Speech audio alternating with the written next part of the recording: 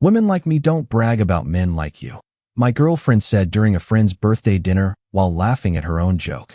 I smiled, paid the bill, and left quietly. 8 months later, she walked into a conference hall and saw my face on every screen.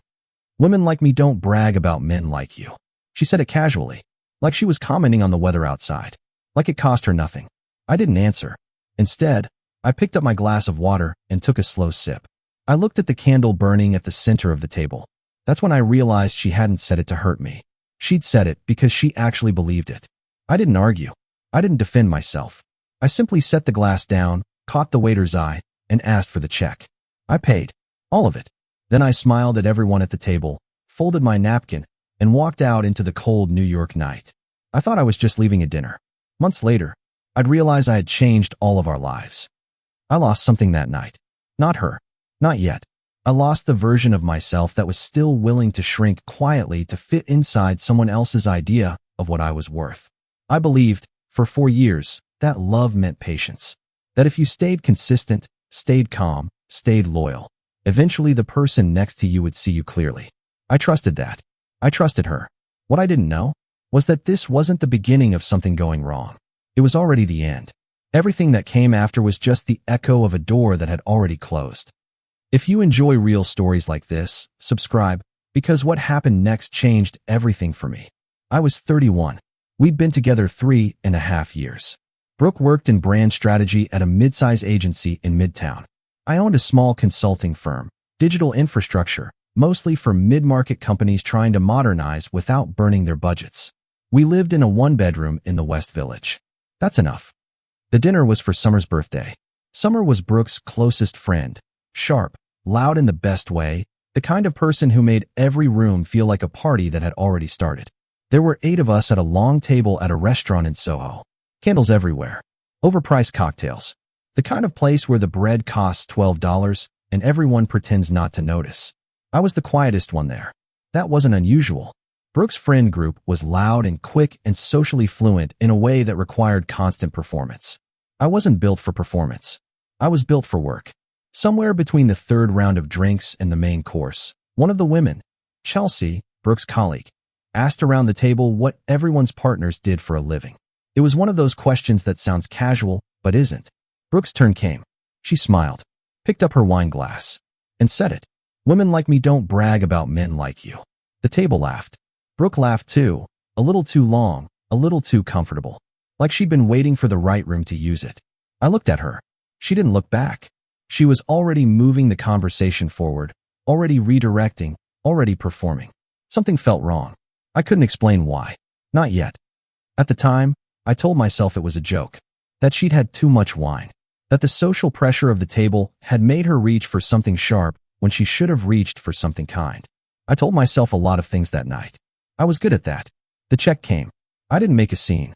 I didn't pull Brooke aside and whisper tightly through a smile. I just asked the waiter to run my card for the full amount. $740. Tips included. Summer caught my eye as I stood to leave. Her expression was different from the rest of the table. Not laughing, just watching. I smiled at her the way you smile when you're fine, but you don't want to explain why you're fine. Then I got my coat and I left. The walk home was cold. November in New York has a specific kind of cold. It doesn't just sit on your skin, it gets into your thinking. I walked 12 blocks before I took out my phone. Not to call anyone, just to look at the screen and realize I didn't know who I would even call. That was its own answer. I let myself into the apartment. I sat on the couch in the dark, and for the first time in a long time, I asked myself an honest question. Not about Brooke, about me. When was the last time I had been proud of something I'd built? When was the last time I'd let myself want more than what I was currently tolerating? I sat with that for a long time. Looking back, that was the first night I started becoming someone else. I just didn't know it yet. Brooke came home 40 minutes later, slightly flushed, still energized from the table. She dropped her bag by the door and said, "You left early." Not a question, not an apology, just an observation. "I was tired," I said. She nodded, went to the kitchen, poured a glass of water. Summer asked where you went. What did you tell her? That you had an early morning. She said it casually, already moving on, already closing the chapter before I'd even opened it. And that was the part that bothered me most. Not the joke, not the laughter, the fact that she felt nothing about any of it. I didn't push. I didn't bring it up. I just said, "Good night," and went to bed. She followed 20 minutes later. We slept on our respective sides of the mattress without touching. That had become normal without either of us deciding it. I should have paid more attention to that. I should have paid attention to a lot of things. The next morning, I woke up before her and made coffee. Stood at the window looking down at the street. Dog walkers. A delivery truck. Someone in scrubs eating a bagel on the steps across the way. Normal. All of it normal. Except the thing sitting in the center of my chest. It wasn't anger. It wasn't even hurt exactly. It was something quieter. Something that had been building for months and had finally, last night, taken a clear shape. I was invisible to her. Not in the dramatic sense. In the ordinary, everyday, this is just how things are sense. And what scared me most was that somewhere along the way, I had accepted that. I had made myself smaller and called it love. That wasn't love. That was accommodation. And I was done accommodating. I didn't break up with Brooke that morning. I didn't break up with her that week. What I did was something that felt smaller at the time, but was actually much larger. I called Ashton. Ashton had been my best friend since college, now a partner at a venture firm in Chelsea.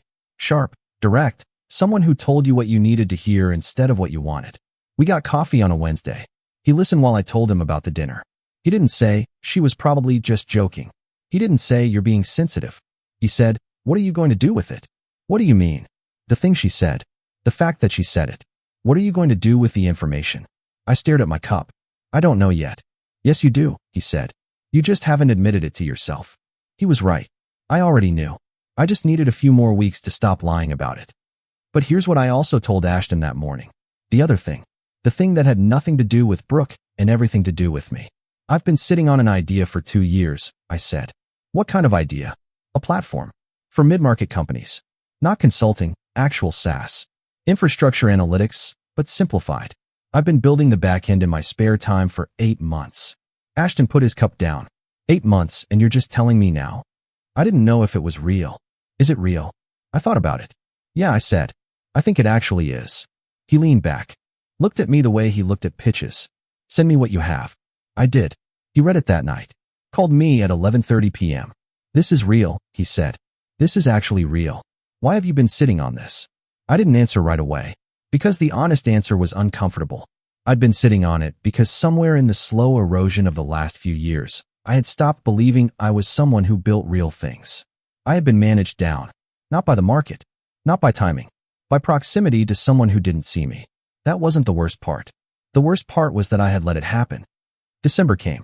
Brooke and I were still together, still coexisting in the same space, still doing the surface-level things that look like a relationship from a distance. But I had changed. Quietly, structurally. I started going into the office earlier, staying later, not because of client work, because I was building.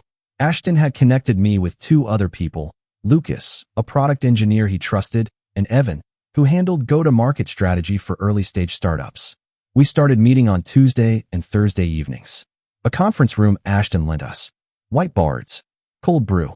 The specific kind of focus that only exists when everyone in the room believes in the same thing. I felt alive in a way I hadn't felt in years. I came home one Thursday night at 10 and Brooke was on the couch, wine in hand, looking at me the way people look at a piece of furniture they're not sure they still want. Where were you? She asked. Working on something. What something? A project. She waited. I didn't expand. Something shifted in her expression. Not concern. More like inconvenience. You've been weird lately, she said. Weird how? Distant. Distracted. I'm focused on something. On what? I looked at her. Really looked. And I made a decision in that moment that changed everything. I said, nothing you'd brag about. I said it quietly, without heat, almost gently, and then I went to bed. She didn't follow for a long time. 3 days later, I ended it. No dramatic speech. No long conversation on the couch. Just quiet, honest words. I think we've been over for a while. I think we've both known it. I'd rather be honest about it than keep performing something that isn't working. She stared at me. This is because of what I said at Summer's dinner. No, I said. It's because of what it meant that you said it. She opened her mouth. Closed it. Where will you go? I'll find a place. When? By the end of the week. She didn't cry. I noticed that. She looked more surprised than sad. Like she hadn't actually believed I was capable of leaving. That told me everything I needed to know. I found a sublet in Tribeca. Small. Quiet. a desk by the window, and enough space to think. That was everything I needed. But that first week alone, I'd be lying if I said it was clean. There were nights I sat at that desk and questioned the whole thing. Not Brooke specifically, but the narrative I'd been telling myself about who I was and what I deserved. 3 years earlier, before Brooke and I had even moved in together, there had been a moment I hadn't thought about in a long time. We'd been at her parents' place in Connecticut for Thanksgiving. Her father, a quiet, deliberate man who'd built a regional insurance company over 30 years, had pulled me aside after dinner. We stood on the back porch. Cold night. He offered me bourbon and said, "She's like her mother. Has a way of making the people around her feel small when she's uncertain about herself. Just want you to know, it's not about you when it happens." I hadn't understood what he meant then. I'd nodded politely and moved on. I understood it now. He had warned me. Clearly. 3 years before the dinner in Soho. I simply hadn't been ready to hear it. That night in Tribeca, I poured myself a drink and made peace with that. Then I opened my laptop and went back to work. January, February, March.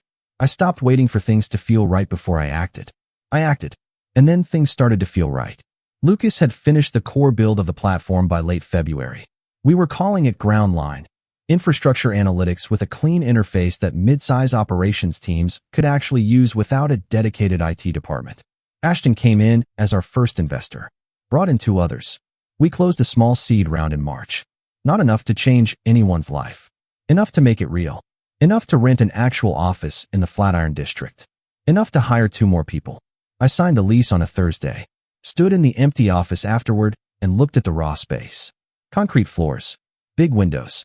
The city outside, gray and alive and indifferent. I felt something I hadn't felt in years. Not happiness exactly. Something more durable.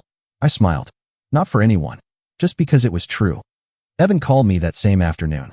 We got a meeting with Hartwell Capital. I stopped walking. When? 3 weeks. Hartwell wasn't a small conversation. Hartwell was a Series A conversation. A this is real now conversation. I said, clear my schedule. I moved. I built. I hired. I cut the things that weren't working. Brought in a UX lead named Faith who redesigned the entire front end in 6 weeks and made Groundline look like a product that belonged in a room with serious money. I stopped taking calls that didn't matter. I stopped explaining myself to people who hadn't earned the explanation. I blocked numbers I should have blocked months earlier, including Brooks. Not out of anger. Out of clarity. Some chapters don't need a bookmark. You just close the book. The Hartwell meeting went long. 2.5 hours. They asked hard questions. Lucas handled the technical architecture. Evan owned the market data. I handled everything else. At one point, one of the partners, older woman, silver hair, someone who had clearly heard 1,000 pitches and believed in very few of them, leaned forward and asked, "What's your actual unfair advantage here?" I didn't pause. I said, "We built this from the inside. I ran a consulting firm for 6 years. I worked inside these companies. I know exactly where the pain is because I've sat in those rooms. We're not solving a problem we read about. We're solving a problem we live." Silence. She wrote something down. 3 weeks later, we got the term sheet. Series A. 6.4 million. I read the email twice. Then I called Ashton. "It's done," I said. "I know," he said. "I already heard." "You heard?" "Hartwell called me for a reference yesterday." "What did you tell them?" He paused. "I told them you were the kind of person who pays a $700 dinner tab and leaves without making a speech about it." I laughed. The first full laugh I'd had in months. Summer came. Groundline had 31 enterprise clients. We were building toward 100. I had moved into a proper apartment in Tribeca. Real lease, real furniture, a view of the Hudson. I was working more hours than I ever had in my life. I was also happier than I had been in years. The 2 things coexisted cleanly. That surprised me at first. Then it didn't. Turns out the exhaustion of building something real is completely different from the exhaustion of quietly tolerating something hollow. One kind of tired makes you sleep well. The other kind keeps you up at 3 in the morning wondering who you are. I was sleeping well. September. Groundline was invited to present at a tech leadership summit in Midtown. The Meridian Forum, about 800 attendees across 2 days. CIOs, CTOs, operations heads from mid-market companies across the Northeast. Exactly our audience. Exactly where we needed to be seen. Evan and Lucas wanted to split the presentation duties. I told them I'd take the main stage address. "You sure?" Lucas asked. "That's a big room." "I'm sure. I had spent 3 years being quiet in rooms that should have heard me." I was done being quiet. The morning of the summit. The venue was a hotel ballroom in Midtown, one of those massive spaces with high ceilings and the kind of lighting that makes everything look important. Our branding team had worked with the summit organizers on the signage. My name, my photo, the ground line logo, all of it printed on the standing banners at the entrance. All of it displayed on the 6 large screens lining the walls of the main hall. I arrived early, walked the stage, tested the mic, watched the room fill. 800 people. Easy. I was calm.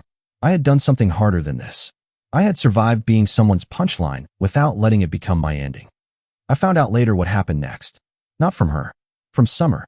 She texted me that evening, after everything. She said, I was with her. I want you to know I didn't know she'd be there. She came with a client. She walked in and saw your name on the screens, and I watched her just stop. In the middle of the room. Just stop. I read that twice. Summer continued. She saw the photos. She saw the sponsor listing. She saw the slides. She watched your whole presentation on the screen in the lobby because she couldn't get a seat. I don't think she moved for 40 minutes. I didn't respond right away. Summer sent one more message. She tried to get back to the venue after, I think. Or tried to find you. I don't know. I just thought you should know what happened. I put the phone down, looked at the ceiling of the green room, sat with it. I imagine it went like this. Brooke walked into the Meridian Forum with a client, probably mid-conversation, probably running slightly late, probably performing the version of herself she kept polished for professional settings. And then she looked up, saw the banner, saw the screens, saw my face, 8 feet tall, above the words Groundline CEO and a bio she didn't recognize. Not the man she had been comfortable dismissing. Not the quiet presence at the end of a birthday dinner table. Someone else. Someone she had already decided wasn't worth bragging about. And that version of him was everywhere. On every screen. In every program. In front of 800 people who had paid to be in the same room as him. I imagine she stood very still. I imagine the noise of the room fell away. I imagine the specific quality of silence that arrives when you understand, fully and completely, the cost of a judgment you made too easily. I don't know what she felt. That's her business. But I know what the moment contained. She called that night. I didn't answer. She called again the next morning. I didn't answer. She texted. 3 messages. The first one said, I saw your presentation. Congratulations. You deserve it. The second one said, I've been thinking about things I said. Things I should have handled differently. The third one said, I know you probably won't respond. I just needed to say it. I read all 3. I sat with them the way you sit with something that arrived too late to matter. Not with anger. Not with satisfaction. With something quieter. Finality. She called one more time. The following week. I watched the screen light up. Her name. The name I had blocked, then unblocked at some point without consciously deciding to. I watched it ring. 7 times. And then it stopped. I don't know what she would have said. I didn't need to know. Some conversations only mean something when they happen in the right window. That window had closed the night I paid a $700 tab and walked out into the cold without looking back. I hadn't known it then, but I knew it now. There's a thing about being underestimated. People who do it, they don't think of it as cruelty. They think of it as accuracy. They look at you and see exactly what they expect to see, and they decide that's the whole picture. The work is invisible to them. The discipline is invisible. The 6 a.m. starts and the late nights and the failed versions and the decisions that cost you sleep. All invisible. Until it isn't. Until one day you're standing on a stage in front of 800 people and your name is on every screen and the person who once used you as a punchline is standing in the back of the room holding a program they can't put down. I don't tell this story to make her the villain. She wasn't the villain. She was just wrong. And she was wrong about the most important thing. She thought I was the kind of man you don't brag about. She just hadn't seen yet what I was building. That's okay. I had. 6 months after the summit, Groundline crossed 50 enterprise clients. Lucas joined me as co-founder officially, equity and all. Evan became our first VP. Faith's Redesign won a product design award that fall.